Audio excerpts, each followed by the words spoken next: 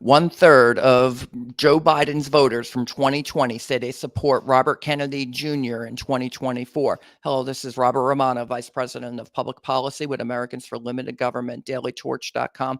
Hit that subscribe button. Today, we're going to be talking about the race for the Democratic nomination in 2024. Incumbent President Joe Biden is squaring off against Robert Kennedy Jr., who's been doing pretty well in the polls, averaging at about 14 to 15% in national opinion polls about who the Democrats are going to vote for in the presidential primary. But Marianne Williamson has been doing pretty well pretty good as well. She's at about anywhere from 5 to 10% in the polls as well. So there's a substantial section of Democrats and independents who vote in Democrat primaries who are saying that they're not going to support the incumbent president Joe Biden. And what does this portend for the prospects for an incumbent president? Or not very good at all. If you're getting a substantial primary challenge, it could mean that there's something wrong with the economy. It could mean that there's other exigent factors that are weighing down the presidency that makes him deeply unpopular and less likely to be reelected in this case in 2024. In this case, we're looking at a Newsweek poll. And first, we're going to jump to Bill Wilson's piece on dailytorch.com, where but Joe Biden is, again, favorability is plummeting. He's only getting, he's only getting 2/3 of Democrats to say they're going to vote for him in the, election in the primary. Biden's favorability plummets as a third of Biden voters say they support Robert F. Kennedy Jr. By Bill Wilson. He's a former president of Americans for Limited Government. Joe Biden's favorability rating is plunging deeper underwater in recent polls, with the latest Reuters and YouGov showing his approval rating sits at about 41%, while 54% of Americans disapprove of the job he is doing as president. It isn't surprising given the Biden economy is barely sputtering along, inflation remains elevated, the border is as porous as a sieve, and the globalists continue to entangle us in the Russia-Ukraine conflict, despite the majority of Americans wanting to reduce our expenditures there. As much as the Democratic elite are attempting to downplay Biden's weaknesses on virtually all fronts and drive him through another election cycle, alternative Democratic challengers are unsurprisingly looking like a better option to many Democrats. A recent poll conducted by Newsweek found a third of Democrats who voted for Biden in 2020 now support Robert Kennedy Jr. and his bid for the Democratic nomination. So let's jump over to Newsweek here, and you can kind of see what's going on with this poll. RFK has surprising support amongst Joe Biden voters. This is by James Bickerton. Let's see. Robert F. Kennedy Jr.'s decision to run for the 2024 Democratic presidential nomination is supported by 31% of eligible voters who backed Joe Biden in 2020. So this would be a subsection of Democrats who actually did vote for Biden in the election. And now 31% of them are saying, I ain't voting for Biden in the primary. Give me Robert Kennedy Jr. And that's pretty darn substantial, if you ask me. This is danger territory for an incumbent president, where you might start to consider not even standing for reelection. In any event, Kennedy, the nephew of President John F. Kennedy and son of Senator Robert F. Kennedy, announced his long shot bid for the Democratic nomination in April. Polling indicates Biden has a commanding lead over Kennedy and other fringe Democrats in his bid to secure the party's 2024 nomination. Kennedy is an environmental activist and a vaccine critic. The success of his campaign will give an indication of how vaccine skeptic views. No, that's not the standard. Okay, so then it goes on. The number you want to focus on is 31% of Biden voters saying that they're going to support Kennedy in the Democratic primary. Now, Biden doesn't stand much of a chance of losing an outright primary contest to Kennedy or Marianne Williamson. That's not what people are interested about. It's like a protest vote amongst Democrats and independents who vote in Democrat primaries, that they'd rather vote for somebody else. This is an indicator of weakness by the incumbent. It's not a question of like, oh, can Kennedy beat Biden? Well, that would be miraculous, since that would be, I think, the first time in the primary process that a sitting president was defeated in the primaries and went on to become the party's nominee. You go back to 1912 when the primaries kind of started. Theodore Roosevelt did that to Taft. He was winning the primaries, but then the party went ahead and GOP, and they nominated Taft again because he was the sitting president. And then Roosevelt went on to get more votes than Taft did. And then we got Woodrow Wilson to be president. That's how that happened. But otherwise, in the history of primaries, the sitting president has never lost the primaries when they're actually standing for election. Harry Truman did lose the New Hampshire primary. He might have been able to eke out the nomination, but he took himself out of the running in 1952. So there are some exceptions. LBJ, he ran in 1968. He won New Hampshire, but not by a lot. And so he took himself out of the running as well. So does Biden do so poorly in a place like New Hampshire or elsewhere in the map to say, I'm not going to stand for a re-election? The nominating convention will have to take care of it.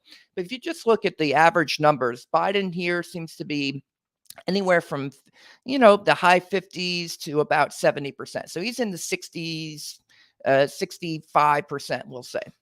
And then in the latest Fox News poll, Kennedy gets 17% and Williamson gets 10%. So there you have just straight up, whether they were Biden voters in 2020 or not, 27% of Democrat likely voters are saying in the Fox poll, we want somebody else. And then you go down. Emerson, 18% of those voters. Yahoo News, 12%. Harris, 19%. Messenger, 19%. Quinnipiac, 25%. USA Today, this is all in the past month or so. USA Today, 21%, and on down the line. So you see anywhere from about 15 to 30% or 27% of Democrat likely voters, and the number seems to keep getting larger as time goes on, as we approach 2024, as the economy seems to slow down. GDP has been slowing down for the past 3 quarters in a row. Inflation's slowing down too, but that could mean unemployment's about to see an uptick. We'll get to the numbers on the economy in a bit, but I just wanted to familiarize yourself with these numbers that we're seeing from the polling as it relates to the for the race for the Democrat nomination. Again, Biden's clearly ahead. He probably doesn't have too much to worry about if the question is the nomination. If the question is the general election, that's when you start to wonder about those Williamson voters and those Kennedy voters. If they prefer someone besides Biden in the primary, might they prefer somebody besides Biden in the general election? And that is really, I think, where the key lays. So you look at his latest numbers. Kennedy's, this is from Manzanita Miller at dailytorch.com. Do check out dailytorch.com. That's Americans for Limited Government's flagship newsletter. You can subscribe and you'll get these pieces in your inbox every morning for free. Kennedy's poll numbers, Trump Biden's a new poll. Recent Economist YouGov poll shows Robert F. Kennedy with a significantly higher favorability rating than President Joe Biden. The survey found 49% of respondents expressed a positive view of Kennedy, while 30% held an unfavorable view, giving him a net favorable rating of 19 points. Biden, on the other hand, holds a favorability of negative 11 points. And we were just going over Biden's crappy, approval rating. But there you have it. Why is Kennedy doing so well in the Democratic nomination is Democrats like Robert Kennedy. And they don't like Joe Biden, so as much as they used to. When it came to 2020, and they were trying to unseat President Donald Trump, now former President Donald Trump. So when without Trump in the White House, is Biden really a viable candidate? I think we're about to find out. But again, Kennedy is doing pretty well, considering he's not an incumbent office holder. He's running a long shot campaign. He's never held elected office before, I think. We could check that out. Maybe he was a congressman once. There's a lot of Kennedys out there, but suffice to say, he's not sitting in office right now. And so to see him doing so well in the polls, does it mean he can win the nomination? Probably not. Does it mean that Biden might lose the general election if Kennedy voters go vote for the Republican or just stay home? It might. And so let's get to some of what I'm looking at in my own piece recently. Poll Biden losing millennials in droves as 2024 rapidly approaches. President Joe Biden seeking re-election in 2024. before he was elected in 2020, enjoyed national polling leads amongst key age demographics across the country, every single age demographic in the Economist YouGov poll, with a solid base of support among younger voters. In 2020, he was leading 49 to 32% amongst 18 to 29-year-olds and 54% to 33% amongst 30 to 44-year-olds against former President Donald Trump. And that was according to the last YouGov poll. Here it is right here, presidential intent for 2020. And you can see here amongst the age demographics, Biden led 18 to 29, 49 to 32%, and 30 to 44, 54 to 33. Trump tightened things up amongst older voters or relatively older, 45 to 64. Biden had a 3-point lead, 47 to 44, and 65 plus. Biden led 49 to 45, and that was in 2020. Well, what a difference 3 years can make. Here's the same question, and now you see what the breakdowns are. Here's age over here. Biden still leads substantially amongst 18 to 29-year-olds, 40 to 27%. But he is losing to Donald Trump amongst 30 to 44-year-olds, 39% to 40%. Trump in the 2020 poll had 33% of 30 to 44. Now he has 40%. And now Biden's the one who's upside down amongst older voters. Trump leads by 12 points amongst 45 to 64, 46 to 34. And he leads 65 and over by 8 points, 40 to 48% to 40%. And so that's a dramatic turnaround for the fortunes of former President Donald Trump. Many people had written him off as a viable candidate, even after his indictment, which caused his numbers to, surprising to me, to actually go up. But here he is amongst registered voters, Donald Trump leading Joe Biden 44% to 40%. Well, this is a year out from the primaries, but this is really, really bad numbers for Joe Biden heading into the reelection cycle. Now, it'll be difficult to defeat an incumbent president, no matter what. I mean, they get reelected about 3/4 at a time, 75% of the time. What are the factors you look for when trying to say, is an incumbent like Joe Biden vulnerable? And the answer is going to be, well, there should be a primary challenge, and we just covered that. Robert Kennedy and Marianne Williamson are waging primary challenges. We'll see how they stack up in the states. I think that's going to have a lot of bearing, is do people actually turn out to vote for Robert Kennedy or Marianne Williamson, or Joe Biden for that matter. But the other factor you want to keep your eyes peeled for is the economy. As hiring slows down, so does the economy. This is my piece from Friday after the unemployment report came out. U.S. economy added 209,000 jobs in June, according to the latest establishment survey by the Bureau of Labor Statistics, less than the 306,000 that were expected to be added. The unemployment rate had ticked down from 3.7% to 3.6%. It's about the same. Historically, now this is where I'm going to try to go in and try to say, well, what is the state of the economy? Where are we right now in the cycle? Historically, when hiring slows down by establishments, that usually coincides with economic slowdowns and recessions.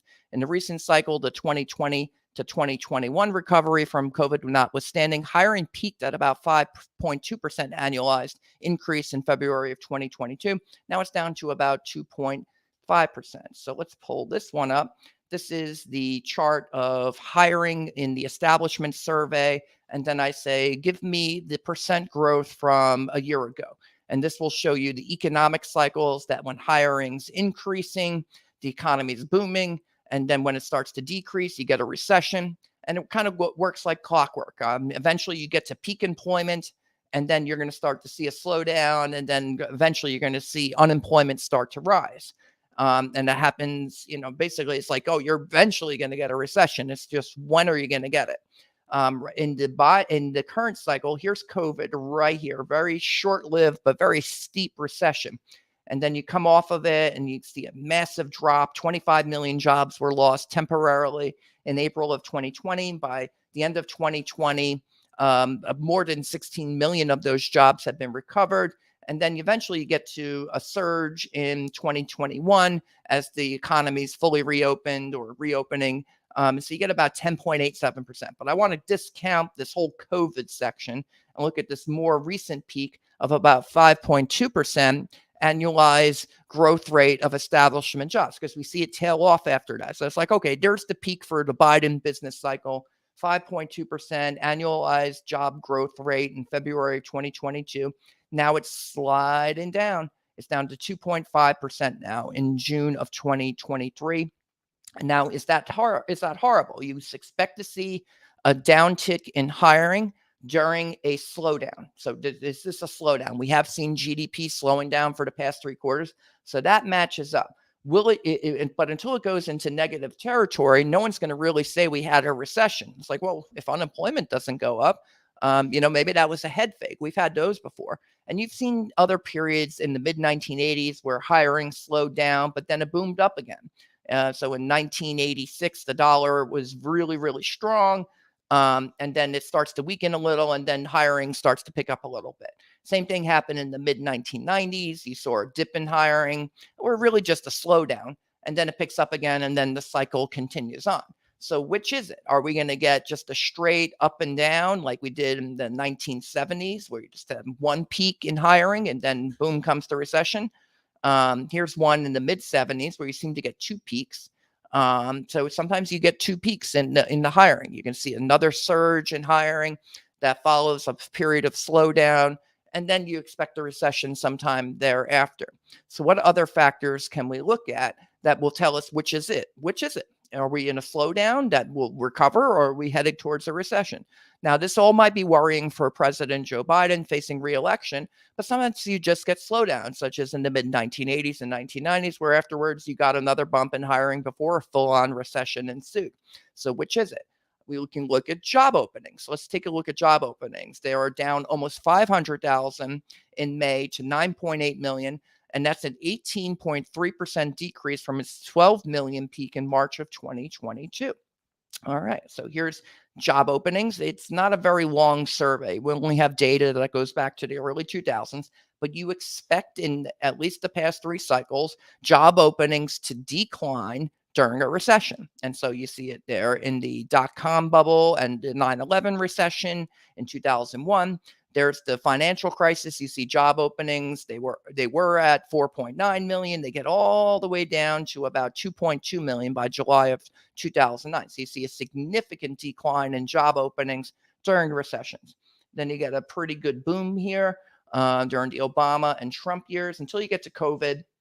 And then you see a massive downtick. It was at, right before COVID, 7.1 million, 7.2 million job openings, all the way down to 4.7 million. So then, okay, you come out of COVID, a bunch of baby boomers are retiring. So we're going to see a bigger number potential job openings as baby boomers are retiring, and where the economy and the sectors of the economy are trying to fill in all those positions that were once held by baby boomers. So we expect to see a bigger number of job openings ensue, and surely we did.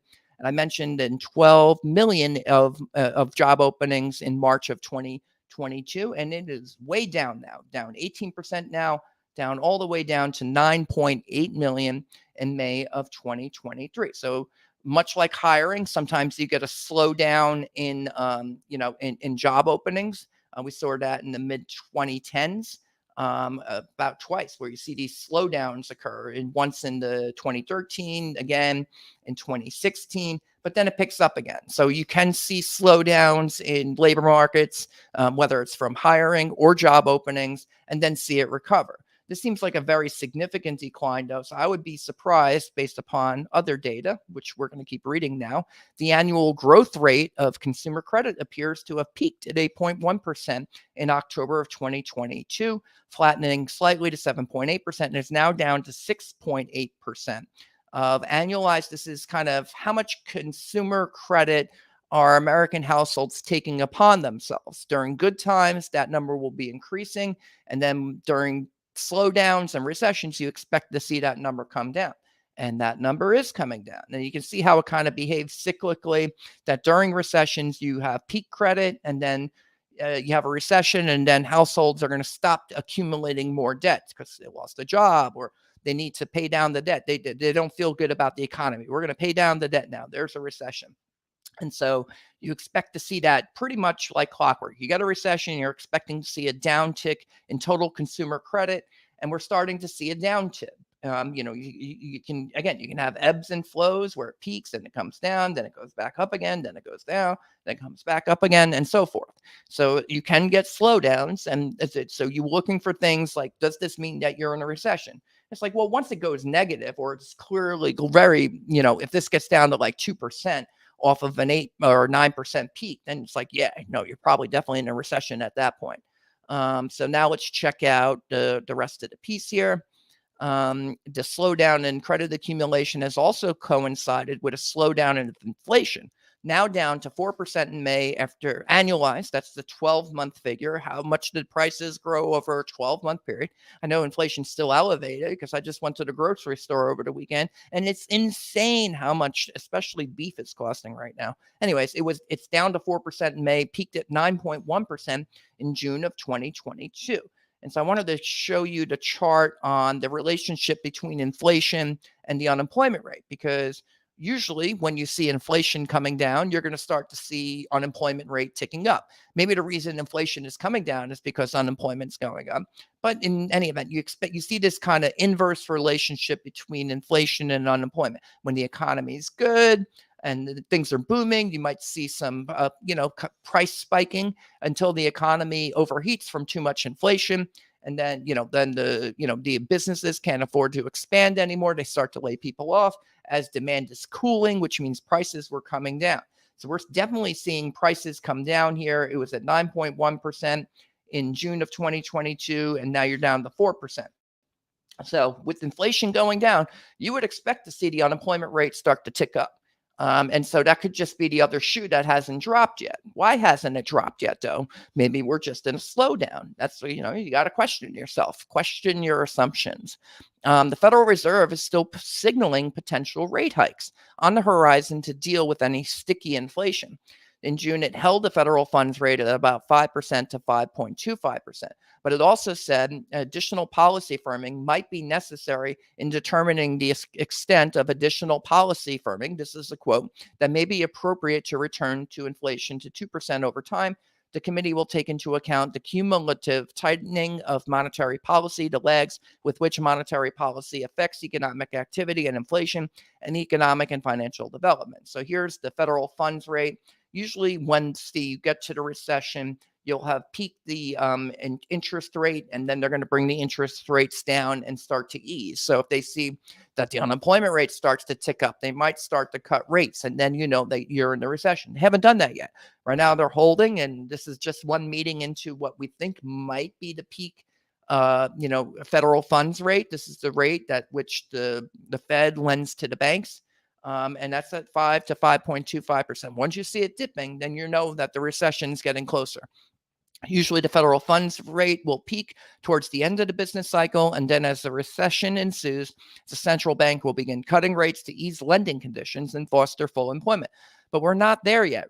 Right now, the Fed is still fighting inflation as a part of its dual mandate. So it'll worry about the unemployment that starts to go up later when you're in a recession. Right now, inflation's still really high. So they're going to use their policy tool of higher interest rates. The other policy tool is either buying or selling treasuries. When they're buying treasuries during quantitative easing, they're putting money into the economy. And when they're selling treasuries, as they're doing right now, they're reducing their treasury holdings. They're taking money out of the economy. So the higher interest rates will take money out of the economy. You've seen the M2 number actually start to decline. That could be another bearish factor weighing on the economy, is just the money supply being reduced. That can have an impact as well.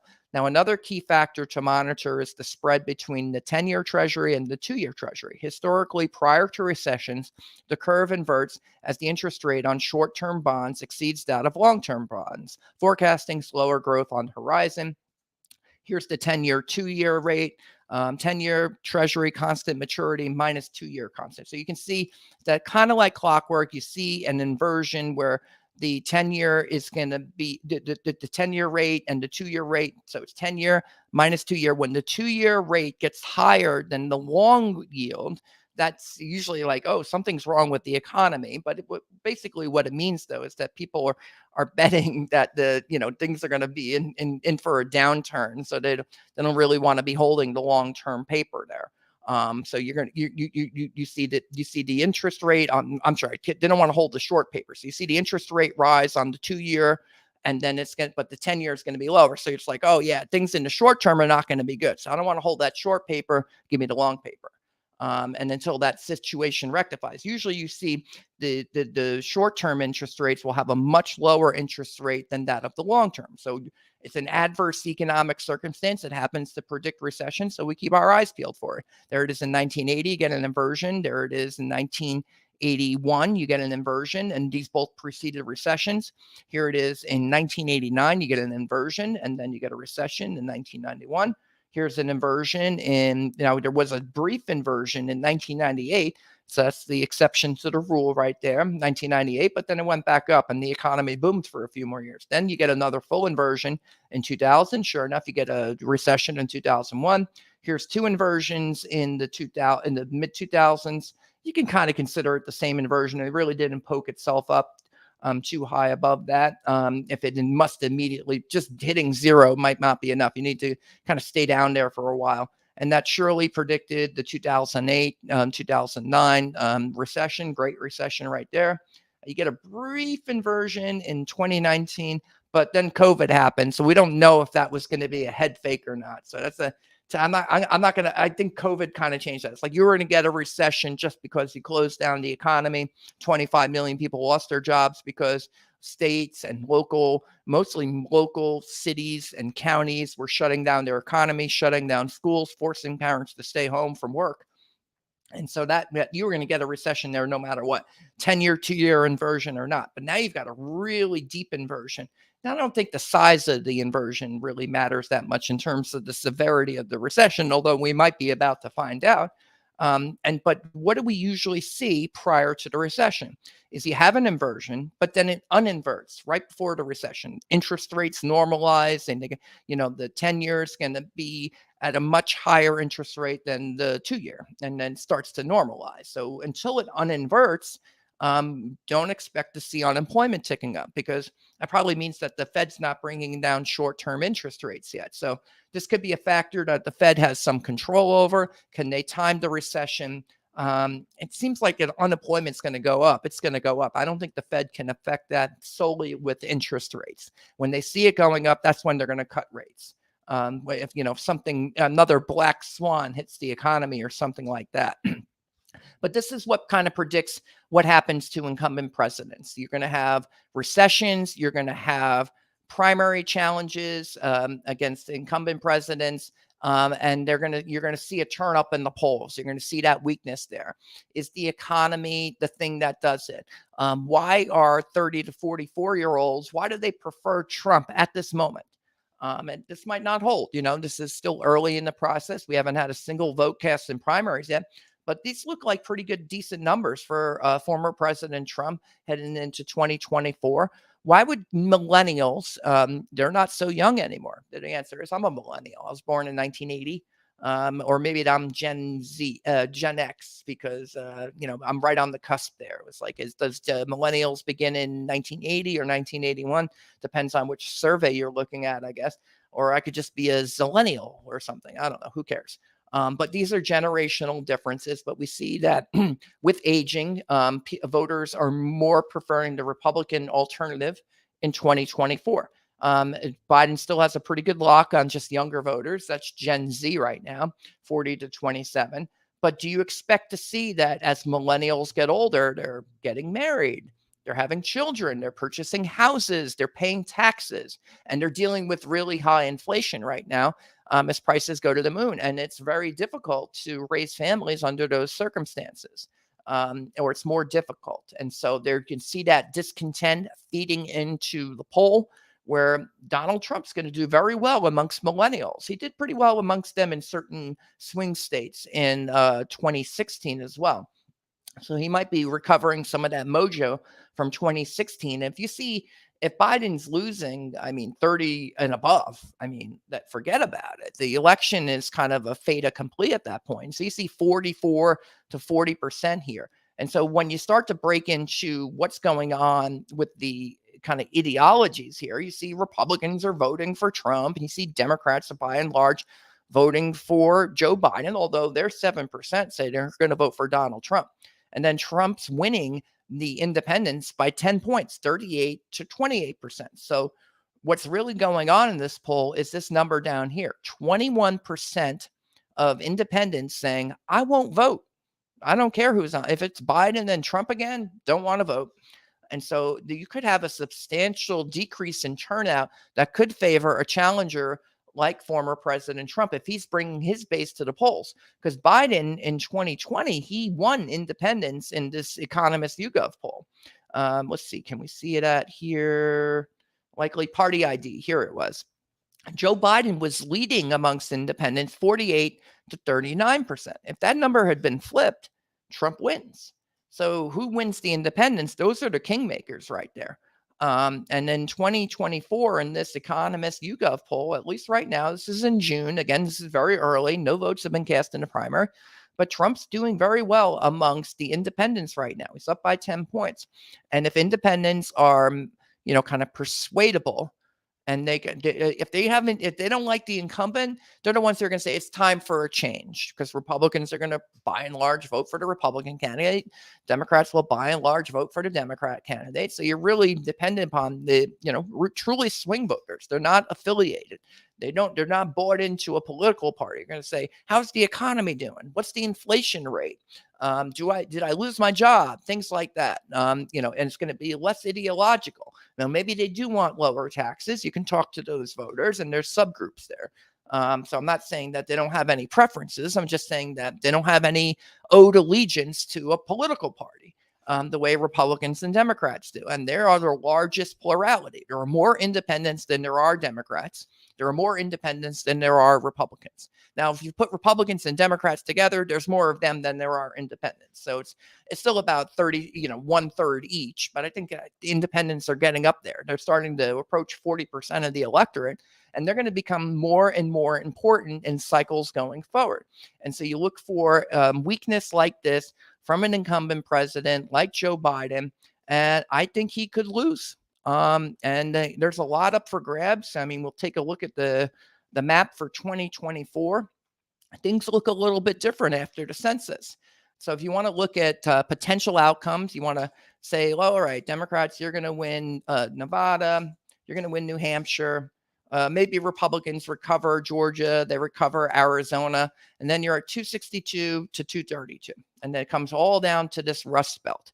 Now, in 2020, if Trump had carried all of this plus Wisconsin, he would have been at 269, and it would have been 269 to 269 with Joe Biden. Then the election would have gone to the House of Representatives.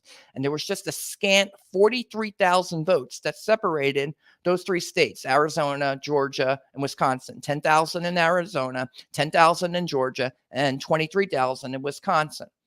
That's less than a Trump rally. So like, oh yeah, let's hold a few more Trump rallies, Mr. President. You can, maybe we'll win that this time. But the point is that now it's 272 after the census. So you're not going to get any deadlocked electoral college just by winning Arizona, Georgia, and Wisconsin, assuming Trump were to say hold North Carolina, Florida, and Ohio, which have traditionally, I think Obama won North Carolina in 2008. He won Florida. He won Ohio both. He won Florida and Ohio both times. So if Obama can win Florida and Ohio, maybe it's a lot different now. There's a lot more, I think, Republicans who have moved to Florida. But Ohio, maybe that's still a swing state. But you tend to think Trump on his trade policies and building the wall and securing the border, he'll continue to do well there. And if you assume that Ohio, North Carolina, Florida, those are all going to hold Republican. If Trump could somehow recover Georgia and Arizona, and then you're down to these three Rust Belt states, Wisconsin, Michigan, and Pennsylvania. Merely winning Wisconsin is enough to get Trump over the top in the Electoral College. He wouldn't need Michigan. He wouldn't need Pennsylvania. And any one of the three would tip the balance of the Electoral College. Democrats have to hold all three.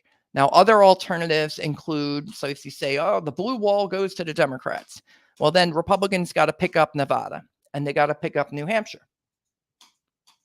That's the other alternative. Gets you to 272. It's just as good as Wisconsin, but maybe twice as hard to win because you only have to win one state with Wisconsin, with Nevada and New Hampshire. You got to win 2 states, and that's a little bit trickier because you have two kind of winner-take-all contests there.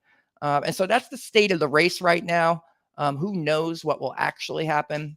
Anything can happen, but when you have a weak incumbent like Joe Biden, who's very unpopular, and 1/3 of his own voters from 2020 are saying that they're going to vote for Robert Kennedy, who doesn't really have much of a chance of being the nominee, it could be indicating that they have no intention of voting for Biden, or a substantial percentage of them have no intention of voting for Biden in 2024 once you get down to the race itself. And so that's the commentary. Again, Joe Biden is a weak incumbent. The economy is getting weaker, and his poll numbers amongst Democrats are sinking. 1/3 of Democrats say they would support Robert Kennedy, and that's probably not good for him. And so that's the commentary. This is Robert Romano, Vice President of Public Policy with Americans for Limited Government, dailytorch.com. Hit that subscribe button, ring the bell for notifications, and have a good day. But first, we're going to go to the chat and see what you guys are saying about this race, because 2024 is right around the corner. And I think that you're probably going to have pretty strong opinions about this. Let's see. Michael Lazuski. Bet if they bring in the drug sniffing dogs. Okay. So yeah. Cocaine in the White House. Got it. We're not talking about that today. Although it's probably not going to help Joe Biden out in the race, depending on who it was. Let's see. Harold Gunter. The next boycott should be on the biggest woke bastards. Okay. Boycotts. We're not talking about boycotts today. This is about the 2024 presidential race.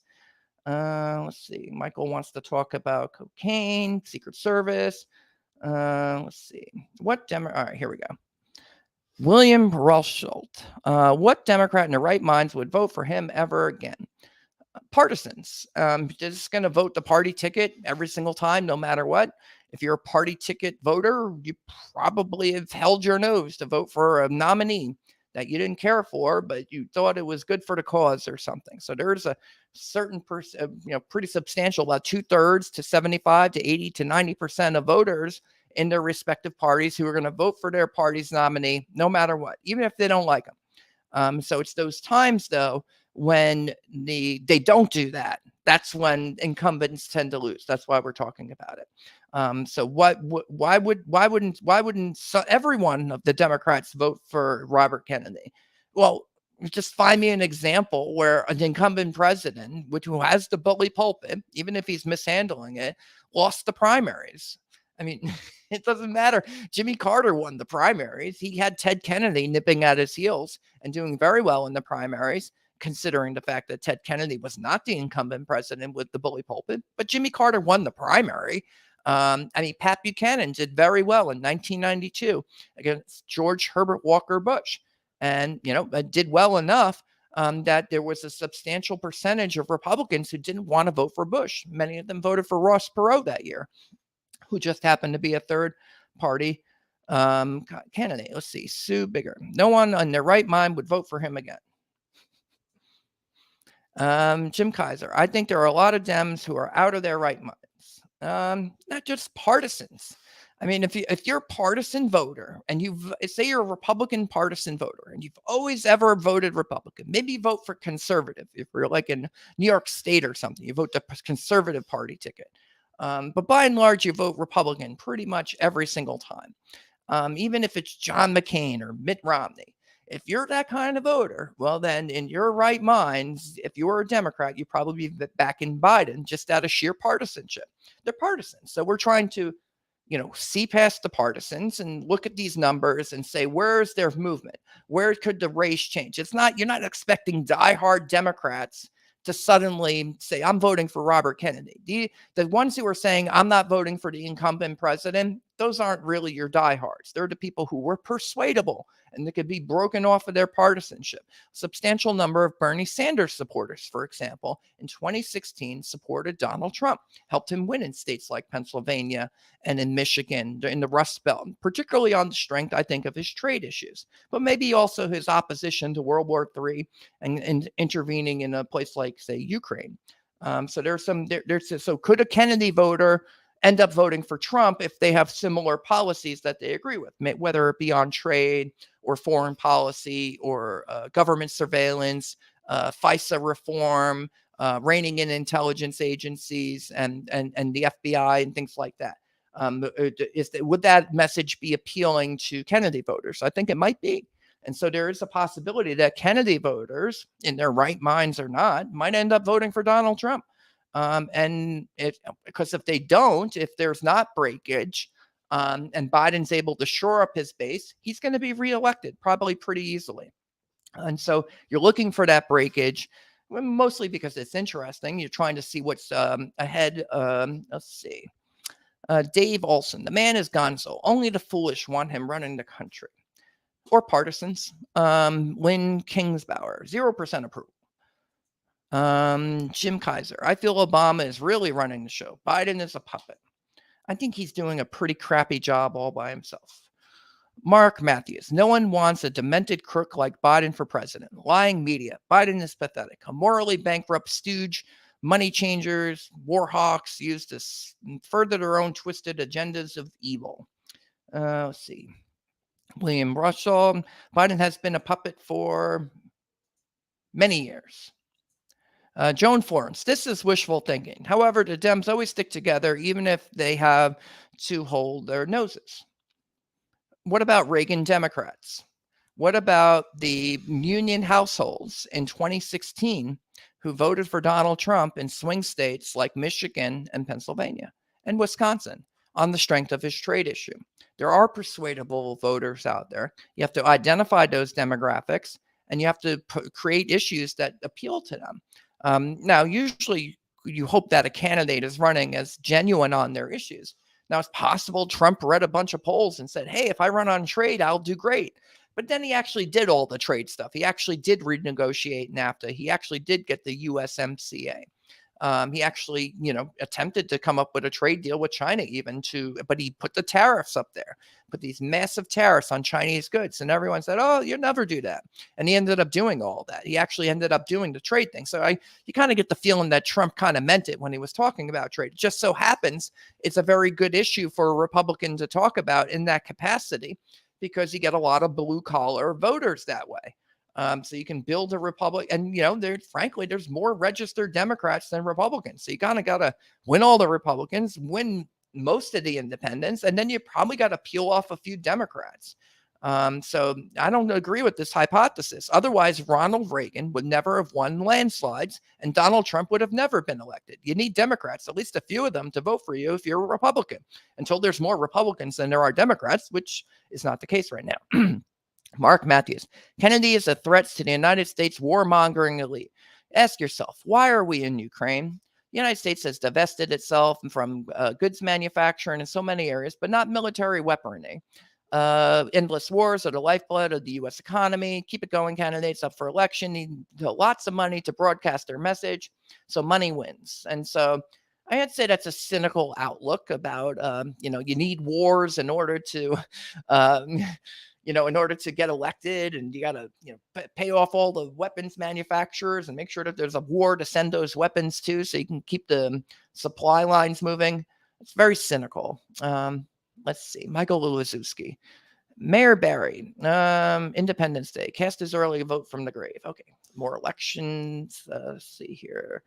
All right, here we go. Dane Lawrence. Anyone is better than Biden except for Kamala. Now, that's an interesting question. Actually, Trump goes up by about 3 more points in the polls when you pit him against Kamala Harris. So you think how bad Biden is and how poorly he's doing and how bad his favorability is when you've matched all these candidates up in the polls. Biden, the incumbent president with the bully pulpit, still fares the best in these polls.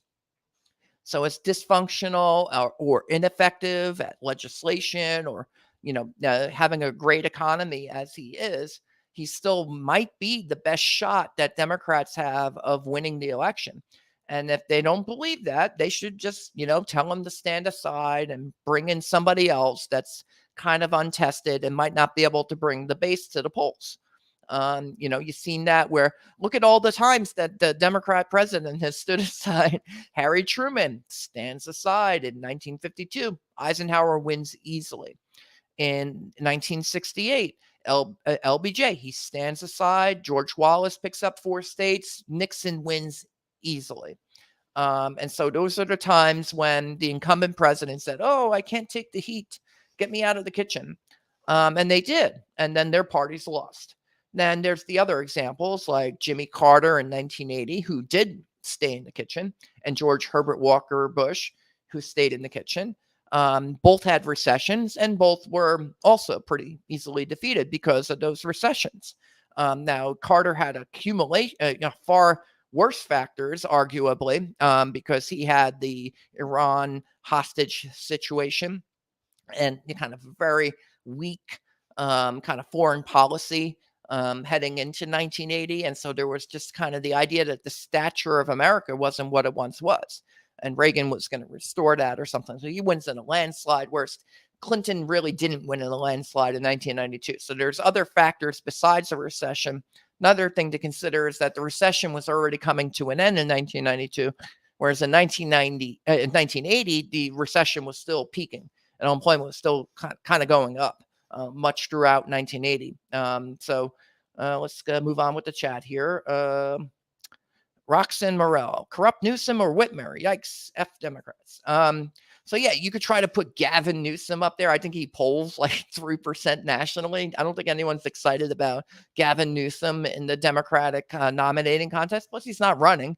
If you actually want to not have it not be Biden, Biden has to do so poorly in the primaries that the party says, "Hey, Mr. President, you got to step aside here." This ain't happening. But nobody, so you have Kennedy and you have Williamson, but they're kind of considered fringe or outside the mainstream candidates. So no one no elected office holder is seeking to unseat Biden at this moment, not Whitmer and not Newsom. Let's see. Gilbert W. Glenn Jr., thank you for your comment. I'm for Donald Trump. Yay, Trump. Lee Scott, Democrats are Marxists. Their goal is to convert the U.S. to Marxist state. That is treason. Okay. Gilbert Glenn, be ready when Jesus Christ comes back. Any day now. Let's see. Larry Pollock. Let's go, Brandon. What's that mean? Let's see here. Michael Lazowski. Wait a minute. Why is Hunter strolling around? More of this cocaine White House stuff. I guess it gives the White House a new kind of meaning. Let's see. Richard Jonathan wants Carrie Lake to be Trump's running mate in 2024. We'll see. Let's see. Debbie Marie. I saw Biden in England. King Charles had to help him. Joe Obama didn't even know where the hell he was. Biden is a complete embarrassment. No one's going to disagree with that when they see the footage. We're not going over that today, though. Although that will contribute to, I don't think it helps his poll numbers. And, we'll give the exude weak president and we can come in. Michael Lazowski said fact about the job industry. And I know a sad fact about our jobs industry that will shock our entire nation. A truth. Well, you didn't tell me. All right, let's see. Marvin Hunley. Hungarian president tried to be diplomatic, but couldn't hide his laughter at Biden and his disdain for Democrats. Here we go. Those jobs Biden created. Let's just stop right there. Most of the jobs lost to COVID were already recovered by the time President Trump was leaving office in 2021. Over 25 million were lost, 60 million were recovered. The rest of them came in 2021 as the economy reopened. Not much else happened there. So I don't even need to go through the comment. Let's see. Let's talk on Messenger. Let's see here. Rob Howard. Okay. That's funny because about 1/3 of Biden voters is all that really existed. I'm still questioning the results of 2020. Let's see. I'm trying to avoid this. All right. They're spamming the chat, guys. Don't spam the chat with messenger requests. Don't give your personal information out to anyone on Facebook. Let's see. Biden and Obama destroying jobs for America since 2008. That was the beginning of their plan, destroying America. And so, yeah, we have seen a shift overseas. It really predates Obama. You can go back to NAFTA, but you can also go back to most favored trade nation for China. That happened under the Clintons. And then China was put into the World Trade Organization under Clinton and then Bush. George W. Bush. So you've had a bipartisan, long-term kind of what Ross Perot called that giant sucking sound of manufacturing going overseas. It is true that we have created other kinds of jobs in our economy, but that base, and also you have all that money going overseas. So you have a capital outflow. So it's not merely jobs going overseas, it's money going overseas. And so we've been kind of bolstering other economies around the world by letting them have trade advantage. Trump was one candidate who actually won, who said he was going to do something about that and actually did do something about that. I'd find it very telling that Joe Biden has not removed most of the Trump tariffs on China, because he realizes that Trump's running again, and that if Trump can just hit him, oh, you lowered the tariffs on China, what a sellout. Then it might be very easy for Trump to win in 2024. So Biden's going to keep that in place and implement many of the Trump policies, including the China tariffs. Let's see. Michael Wazowski, Trump held them off for 4 years for their plan to destroy America. Look at what Biden did on day one. Yeah, lots of vaccine mandates coming in, lots of restrictions, and things that targeted Republicans. You've seen the Justice Department kind of unleashed. They're looking at not just Republicans though and conservatives. Anyone who kind of Trump supporters, Catholic Church.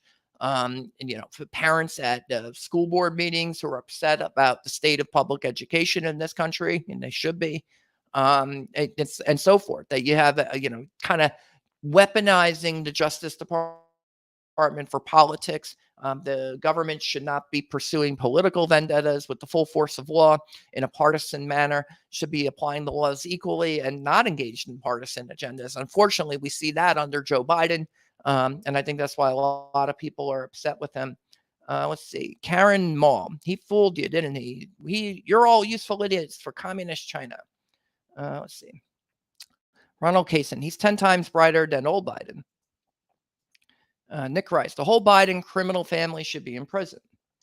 CC Plum. I think Trump is the funny one. Let's see. Edward Kramer. It's CC. It's all about winning. Let's see. Norman Bielotowicz. Trump already won. Yes, he did in 2016. Yeah, he won and then went to jail. All right, so you guys are going back and forth here. Let's see how it turns out. Tim Thuring, Trump will be in jail, so no one will vote for him. Except they got arrested and then his numbers went up. Like, yeah, okay, just lock him up for real. Put him in prison. There'll be free Trump signs all across the country. It's like you want to, it's kind of the law of unintended consequences. They're not driving Trump's numbers down with these special prosecutors and New York State prosecution, Georgia prosecution, and so forth. They're just making him into a martyr, and they're in bold. You've already kind of cementing the nomination for him by doing this, and so if you guarantee someone's going to be the nominee, you're guaranteeing that they have a puncher's chance of being the next president of the United States. So if you were trying to, get Republicans to take the foot off the gas for Trump, maybe arresting him was counterproductive. Just saying. It makes it more likely that Donald Trump will be president, not less likely. All right. So I just think that this is wrong, Tim. You're fooling yourself. And Sandy's going to tell you what, wrong. We will be voted even here. Sandy Shear, who has her pulse or has her fingers on the pulse of the American people.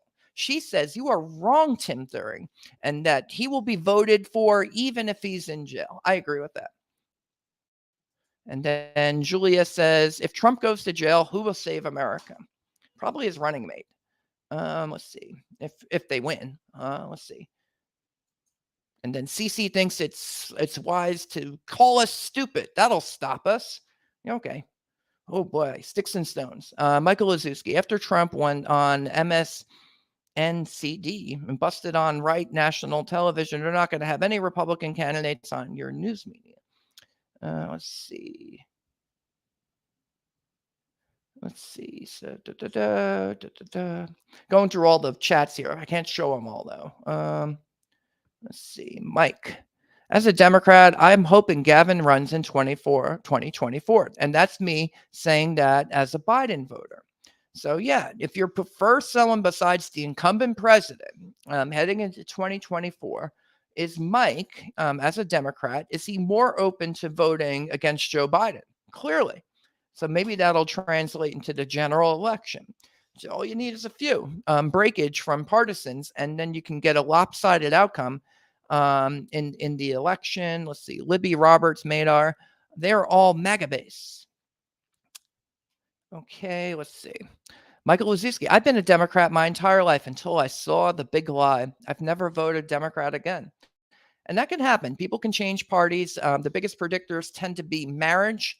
Sometimes you'll go with the party of your spouse and who your who your parents voted for. So if you come from a partisan household, that tends to predict a partisan child, basically.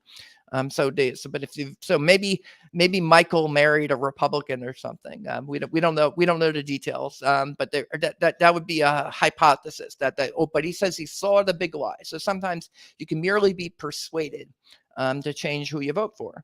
Let's see. Lorraine Briggs Thomas. That's not true. They love everyone. That's how sad you feel. Mike K. I hate Trump because my TV told me to. I think he's being sarcastic. Let's see. Mike, in 2028, look out for rising superstar Democrat candidates in Wes Moore and Josh Shapiro. Both of these guys will be president one day. I guess we'll find out, Mike. Let's see. Michael Lazuski, I think McCarthy will be president between now and 2024. I think you're fooling yourself, Michael. Kevin McCarthy is not going to be. Yeah, I know he's third in line, but it's like, oh yeah, Biden's going to be gone, and then Kamala's going to be gone simultaneously, and then Kevin McCarthy will be president. Kevin McCarthy, that's not going to happen. In fact, it's never happened. So until something happens once, then I'm going to pretty much say that's probably not going to happen. Because then why should we speculate about outlandish possibilities? It's like thinking that RFK has much of a chance to actually defeat Biden in the primaries. It's like, oh, that's probably not going to happen because it's never happened. I mean, you have to go back to Teddy Roosevelt, who was a former president, to have some, and they didn't even have that many primaries, just a few states back then. Most states didn't have primaries in 1912. It just so happens that he won of the states with primaries. Theodore Roosevelt won the primaries, but then the nominating convention said, we're not going to go with the guy who got the most votes in the primary. We're going to go with the sitting president, Taft, and then Taft lost. It would probably have been better off with Roosevelt that year. Let's see. Here is Mac Gentry. I was a Democrat, and I will vote red and hope to take America back. There you go. So people are persuadable. Not everyone is a blind partisan, but you should expect about 2/3 of either party are going to vote for their party's nominee. That's usually how it stacks out. Let's see. Vicky Hill. It's not true. This is something you tell yourself, stop the hate and the division. Mike, all my Democrat friends would rather Gavin be the nominee in 2024, myself included. I know, but he's not doing that well in the polls. And if he really wants to run, he should throw his hat in the ring. Otherwise, people don't think he's serious, and you're not going to vote for an unserious candidate. Let's see. Job losses started in 2008. They started after NAFTA. Like, you want to look at manufacturing, look at NAFTA. And look at the 90s, look at the 2000s, look at China entering the World Trade Organization. Life did not begin when Obama got elected. Things were happening before 2008 and the financial crisis. Yes, there was more losses thereafter. Not saying there weren't more losses thereafter, but they didn't begin there. They began many years prior to that. Let's see. Since taking office, Andy McCaney. Biden has created 13 million jobs. Unemployment rate was higher when Trump left office than when he took office. He's only one less than a handful of ex-presidents to achieve this failure of office. He's the only president to have COVID. In fact, he oversaw the largest unemployment rate since the Great Depression. That's actually true. But you also had about 16 million jobs created in 2020 off of the bottom. So it's like, oh, when do you want to start measuring? It's like, oh, when they took office. It's like, okay. We'll see what our number is for Biden when he's standing for re-election next year. Since taking office, Biden has capped insulin at $35 for seniors on Medicare. Trump proposed cuts to Medicare and Social Security every year he was in office, et cetera, et cetera. So we're going to hear from other people besides just Trump supporters. Thank you for your comment, Andy. Those numbers are by and large correct. Did Biden create the jobs? Were we just in a recovery from COVID? You're seeing peak employment right now. Could you see that change? Peak employment is not usually where you want to be if you're the incumbent president a year or two after your election. So we've been here for a while now. Some of these numbers could turn upside down. The last thing you want is a recession during your reelection year. You would have been better off having it in the midterms as far as it goes. So just ask Jimmy Carter, ex George Herbert Walker Bush, what a recession will do to your reelection prospects.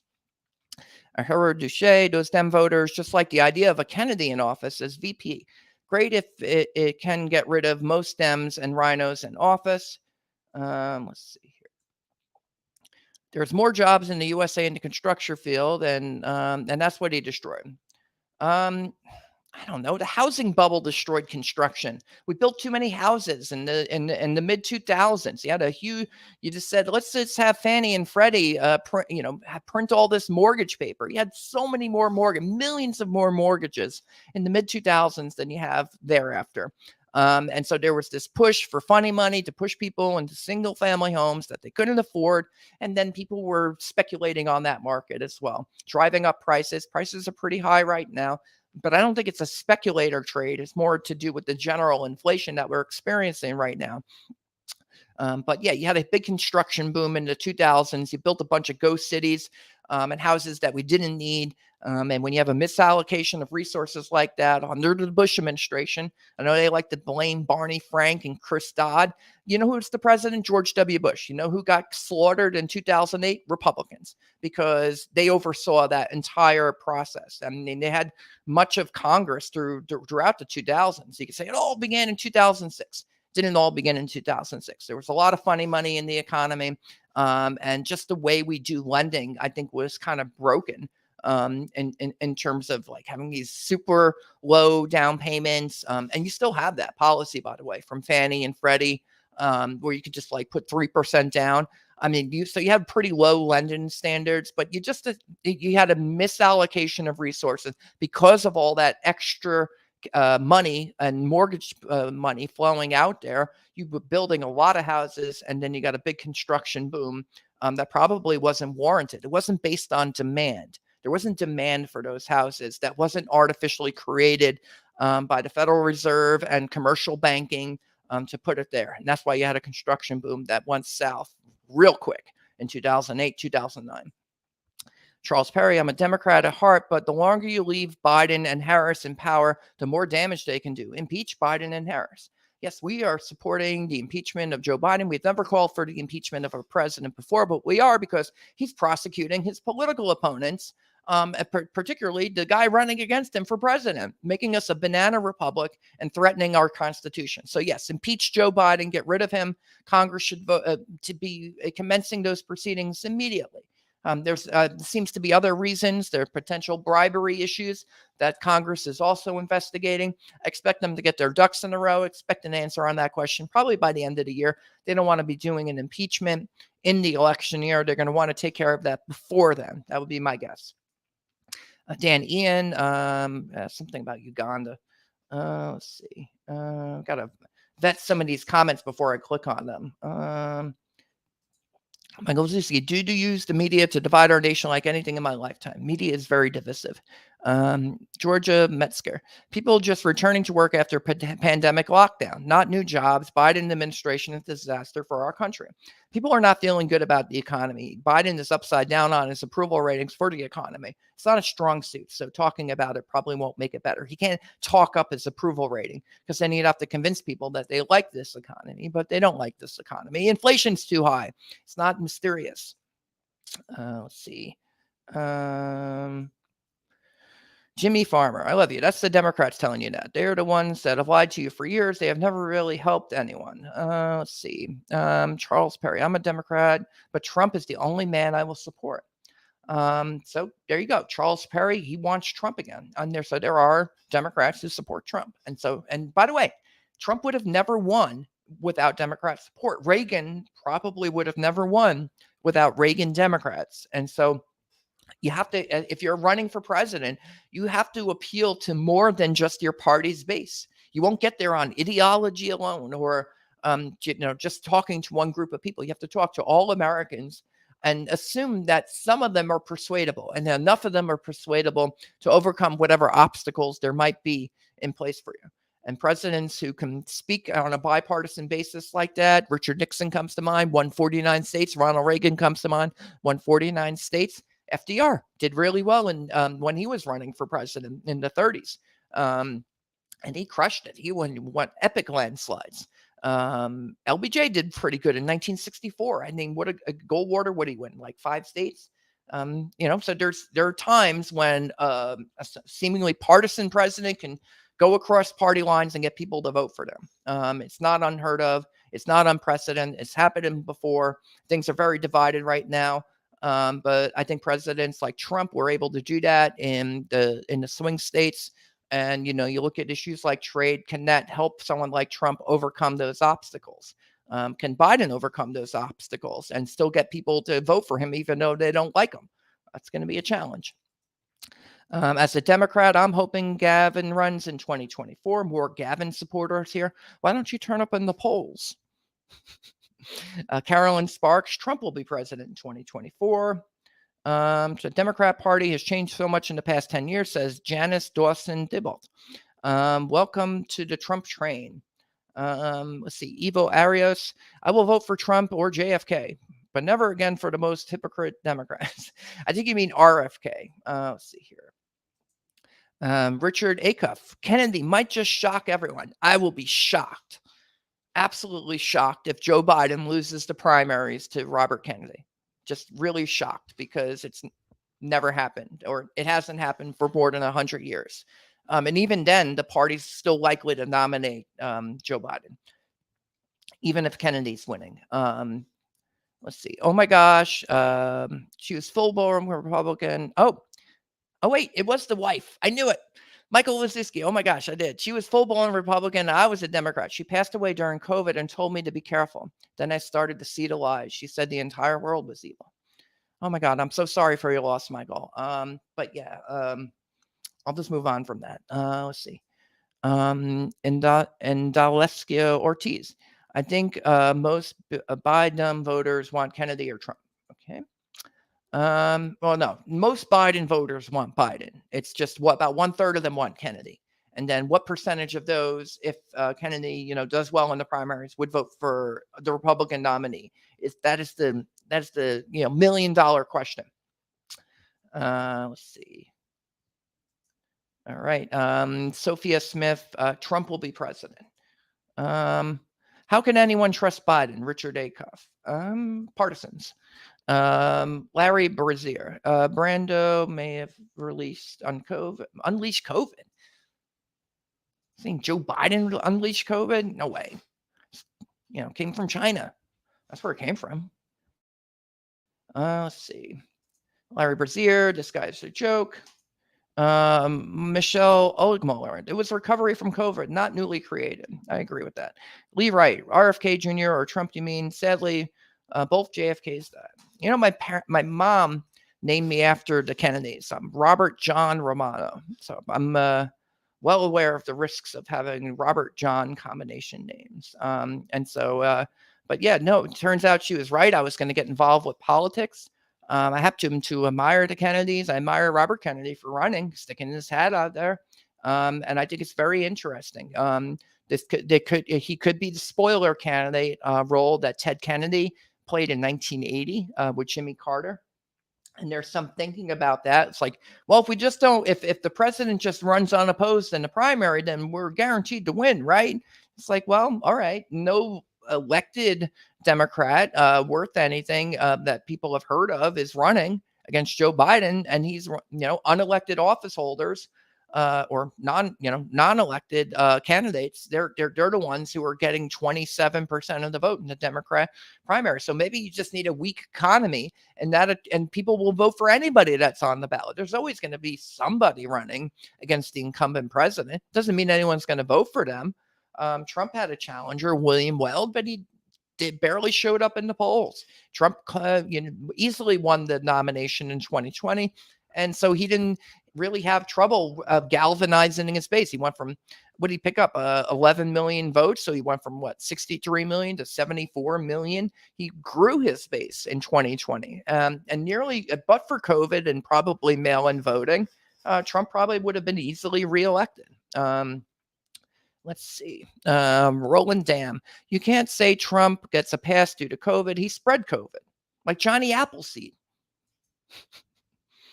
I think the coronaviruses just kind of move around all by themselves. Let's see. And there were plenty of lockdowns. So I think that if, obviously it spread from person to person, but, would Trump was the one spreading COVID, or it was a virus? It was a pandemic. It was a tragedy. Millions of people died. Sophia Smith, no values coming for you. No morals. Got her. Dale Brown, Biden is a corrupt man. Not going to disagree. John F. Rillo, if I wanted those jobs, I would wear a reflective vest and call myself a goodwill ambassador and get paid to sit around downtown. Let's see. A lot of cross-talk in the chat today. You guys are all fired up. Let's see. Flipper Wilson, little George Carlin tried. I love George Carlin. Miss him. Have we not learned anything from George Carlin? They're all terrible. He's usually right. Let's see here. Michael Lazewski. There was never a slowdown in construction, and still today, there's not that. It is a fact. I miss what I'm telling you. No, I'm saying that in when you had a housing bubble, and then you lost 8 million jobs in 2008 and 2009 and into 2010, a lot of those were construction jobs. That's what I'm saying. It was a big recession. Every sector is going to get hit. Construction was no different. The jobs don't always just go up. That's not the way it works. You have recessions. Bobby Lewis, Republicans would vote for Kennedy. Biden did okay, but he's just too old. Time to move on. So yeah, Robert Kennedy has pretty good favorability, 49%. We'll see what would happen if he actually got pitted against a Republican candidate and people realize he's for higher taxes. He's going to do Green New Deal stuff and on the EPA and getting rid of oil and carbon energy that Republicans don't really support. So when you get down, I think they like the idea of Kennedy. Maybe they agree with him on foreign policy issues. They might agree with him on vaccines. They might agree with him on, kind of FISA reform and reining in the intelligence. And so there's that kind of commonality there. But it seems more likely that Trump will be the nominee for the Republicans than Kennedy would be for the Democrats. Let's see. Roland Dam does not get a pass. Michael Lazewski's construction still booming today, except are you talking about today? Construction is yes, you are getting construction boom. Prices are going to the moon again. Is that another bubble? I guess we'll find out. But you have people who are working in there that shouldn't be there. So maybe that's how they can afford to keep doing it. Let's see. But Buford Clendenin, Democrats have lost it if you vote for Biden. You people have lost him. So Buford thinks that Biden actually might be toast. That's I hear a lot of people saying that. It's like, oh yeah, I don't think he can win not with these numbers. And it's like, well, 75% of the time an incumbent president is going to get reelected. We'll see what happens. You look for those two factors: a primary challenge and a weak economy. Until the unemployment rate goes up, though, no one's going to call it a recession. The 2 quarters of negative economic growth in 2022 notwithstanding, unemployment didn't go up. So that would be an unusual recession, where the only recession I've ever heard of where unemployment didn't go up. So that's the thing you're waiting for. Is it a recession, or are we merely in a slowdown right now? We're going to find out. And it could be that the recession happens right after the election. And that would be perfect timing for Biden, especially if he's reelected. But it's not guaranteed. And so you want to pay attention to those factors, because they could determine who the next president is and how swing voters, independents are going to go, who are not feeling great about the economy right now. Again, inflation is pretty darn high. That might be enough to sink Biden all on his own, especially if it starts going up again. Because then you're going to say, oh, yeah, the economy really is overheating. We shouldn't have printed that $6 trillion for COVID, and that, we're $4 trillion in 20, and then another $2 trillion in 2021, and just kept piling it on. Even before Russia invaded Ukraine, and inflation was already 7.5% by February of 2022. Just a few more comments here. Let's see. Let's see. Linda Flish. The statement is just not true. We are not dumb enough to vote for a conspiracy theorist. I'm not sure who that's supposed to be. What happened? Did he be a traitor? Can I explain? Miss something? Okay, we already got that one. All right, Michael. Keep showing the videos side by side that the left take and edit and create lies and false information. There are so many jobs on the back burner in Long, Delaware, Coast Guard. There was no recession. Yes, you are right. Now, Michael Oziski, now you're getting it. I think we can leave it here.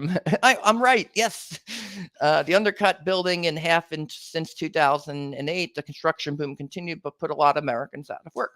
That's a perfectly, again, I was just trying to say that there was, a major, when it came to manufacturing, we were clearly losing jobs after NAFTA in that sector. And that went on for a very, very long time.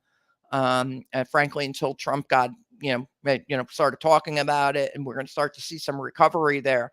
But we still got a lot of work to do. I think that the kind of structural imbalances of the global economy still have a lot of capital flowing overseas. We're still sending hundreds of billions of dollars every year to China via the trade deficit, and we're helping to build their military that might threaten us one day, or maybe already threatening us right now.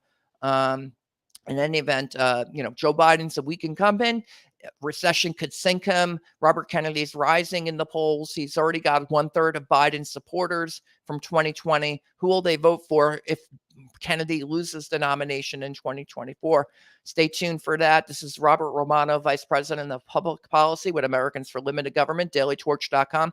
Hit that subscribe button, ring the bell for notifications, and have a good day.